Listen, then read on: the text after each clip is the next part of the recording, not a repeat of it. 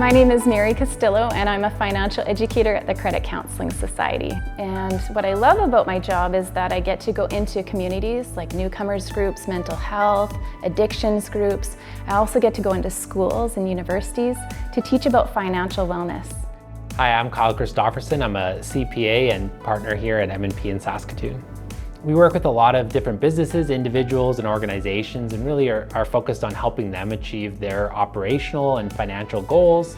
My responsibilities really vary from leading audit teams and helping with clients with all aspects of their business.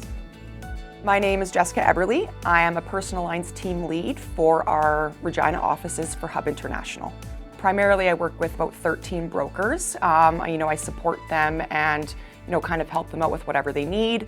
They primarily sell home insurance, auto insurance, tenant, condo, travel, anything else kind of in between. I'm here to provide support, maybe, assist them in finding placement for, something challenging that they can't find a home for, maybe helping them deal with difficult situations. My name is Levi Smith. I'm a commercial insurance advisor. I work for Cornerstone Insurance. My day-to-day, typically just advise clients and businesses what their risks are as far as their business operations and how to appropriately address those, whether it be insurance or other means of handling those risks. So as a partner in a CPA, every day is a little bit different. Often I'll get calls from clients with problems and helping them work through issues. I oversee an audit team, making sure that they're keeping on track with their work, and I review their work as well and develop plans and really help our clients succeed in their business and their financial operations. On average, an employee will lose about an hour of work every single day if they are under financial distress. That can be very costly to companies. It can cause a lot of time off because of mental or physical health issues that go along with financial hardship. And so our job is to go in and teach financial wellness programs to help employees to become better with their finances so they're more productive at work, they take the pressure off, and they do much better. The experiences that led me to insurance were honestly a little bit accidental. I didn't, go straight to university after I had graduated high school, and I wanted to get straight into the workforce just to gain some experience and maybe kind of figure out what I wanted to do with my life. I actually started working at a local brokerage in Moose Jaw, and I just started doing, motor license issuing, renewing plates, driver's licenses, that sort of thing. And as time goes on, they kind of, grow into different roles, started selling, auto insurance, started helping with finance. And as time moved on, I just kind of realized I don't really want to leave the industry. I just met so many great people, so why go anywhere when I can just stay and enjoy what I'm doing? The insurance industry had just piqued my interest to the point where I started taking insurance-related courses.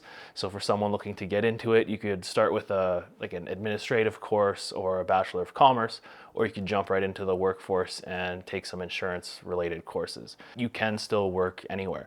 So me growing up in a rural community, the small town of Hafford, and graduating there, I thought you had to go to a larger city center in order to have a really rewarding and professional career, and that's not necessarily the case anymore. Again, I work from home, albeit in Saskatoon, but the possibilities are limitless as far as where you can work as long as you have a good internet connection. And again, the ability to talk to clients over the phone or maybe go out and see them every once in a while. When I saw the description of the role of a credit counselor, when I started off with this organization, it just hit my heartstrings, and it's something that I knew I was meant to do. And I will tell you, it's one of the most rewarding careers, because you can take somebody where they're in their most vulnerable and desperate situations, and you can make true life changes into their lives by just offering information. So it's very exciting and rewarding. Really one thing that's really important is just caring about your clients and caring about other people. We're really service providers at the end of the day, so we work for our clients to help make them better. Attention to detail is always important, but that's one thing that I probably struggled with when I first started, is maybe not having the best attention to detail, but it's something that you learn and as you go as well. So. Specifically with insurance, it's very client forward. We're very relationship based, so you have to see your clients, whether it be on the phone or face to face or via Zoom or Teams, something along those lines. So you have to be good at building relationships and building rapport. The one thing I think everyone should recognize is that you don't necessarily need a business degree or any type of formal training to get into this.